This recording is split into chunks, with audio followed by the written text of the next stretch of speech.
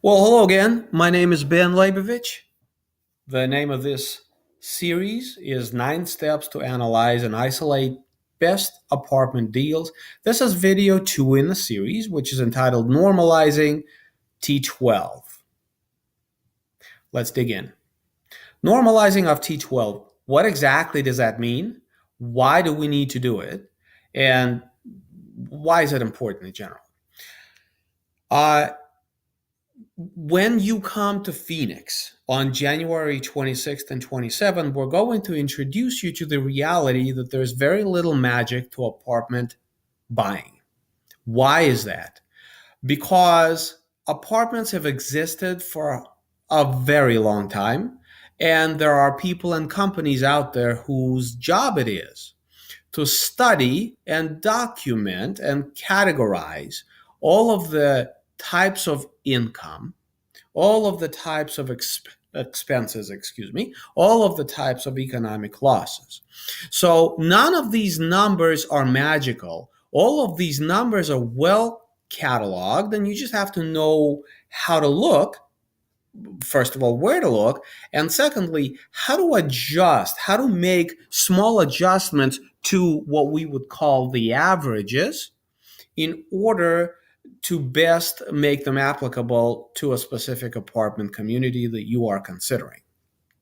But because all of this has been studied and cataloged, uh, it probably makes sense to understand the line items, which all of this stuff has been grouped in. And when you analyze each individual building, it's probably good to normalize both the income and the expenses in a way that is representative of the kind of the national averages. So, you have a payroll item right here. So all of the items pertaining to payroll should go here. All of the items pertaining to repair and maintenance should go here. The problem is each property manager and each owner categorizes expenses slightly differently. So in order to compare apples to apples, meaning you're trying to understand within the scope of your vision of how an apartment building should run, where this apartment really belongs. So in order to do that, you have to break down the numbers from this particular apartment community you're considering and put them into a category that matches your underwriting methodology. Okay.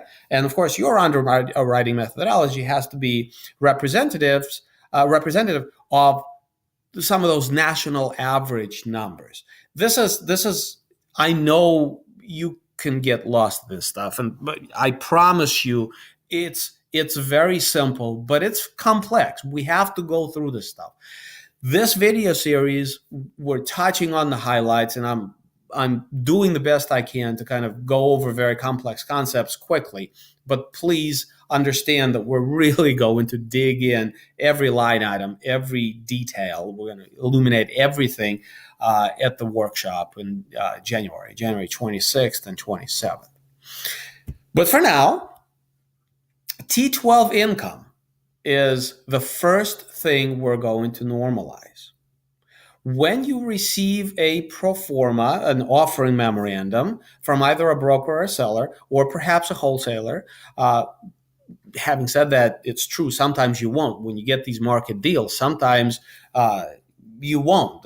Sometimes the owner is so unsophisticated, they don't know how to keep the numbers. And so you will receive kind of a shoebox worth of crap.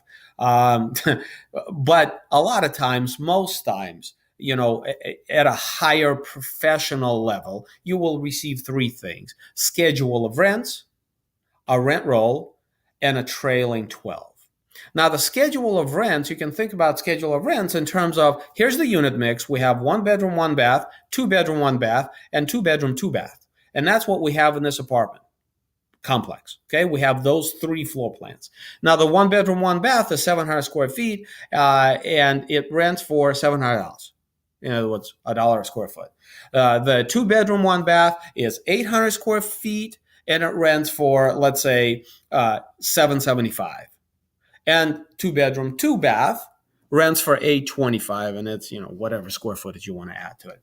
So that's schedule of rents. That's like a piece of paper that tells you, here's our asking rents. Now, does that mean everybody in those one bedroom, one baths is actually paying $700 a month? No, it doesn't. Okay. And that's what you discover in the rent roll. So it's important to know where the ownership slash management thinks the rent should be, where they think their market should be.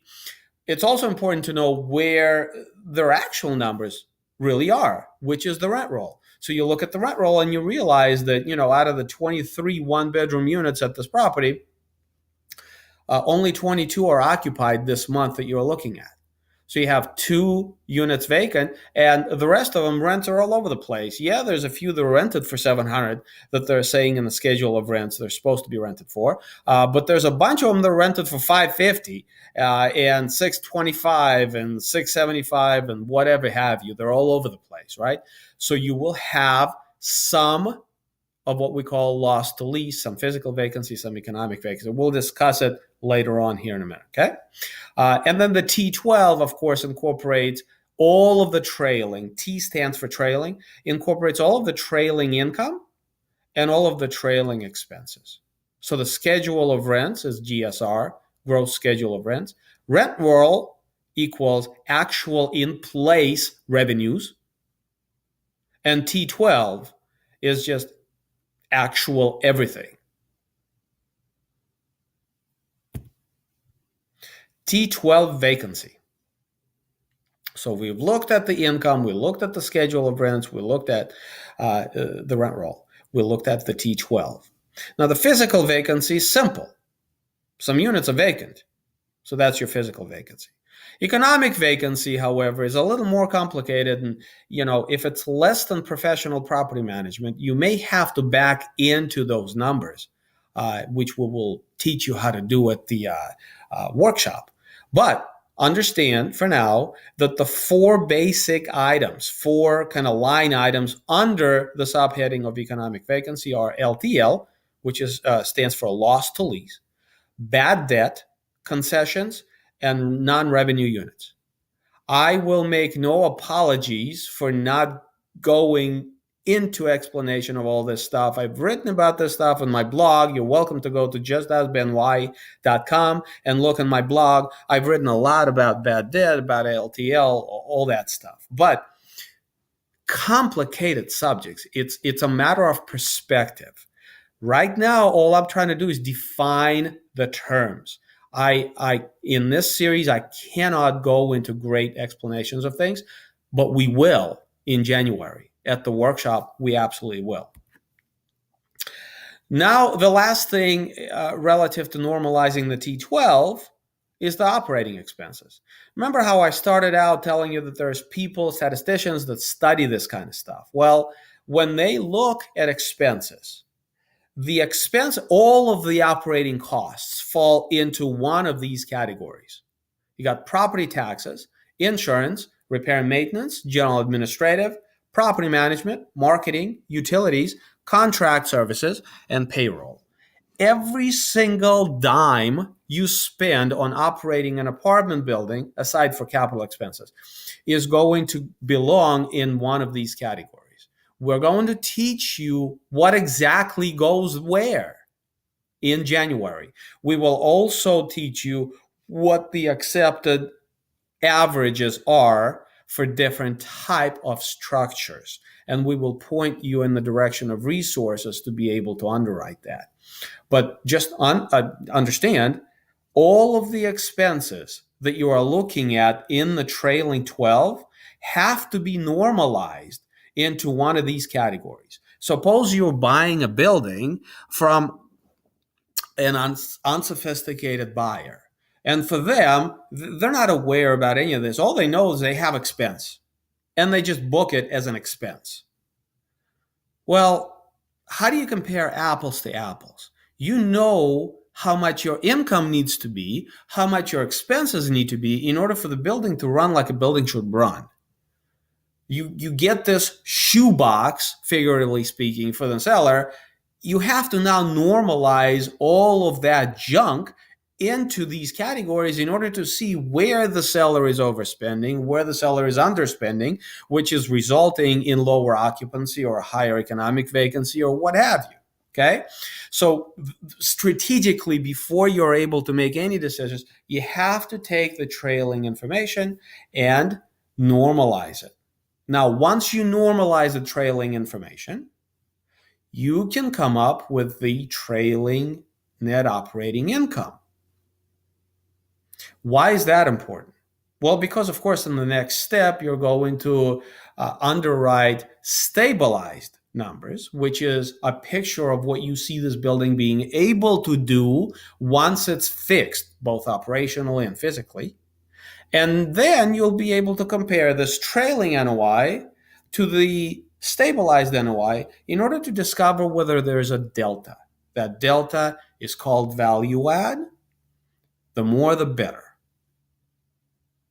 Okay, this is the end of video 2. Again, for more information on the Phoenix Syndication Workshop coming up on January 26th and 27th, please visit www.justaskbenwhy.com/Phoenix. I'll be back with the next video in the series. Thank you so much.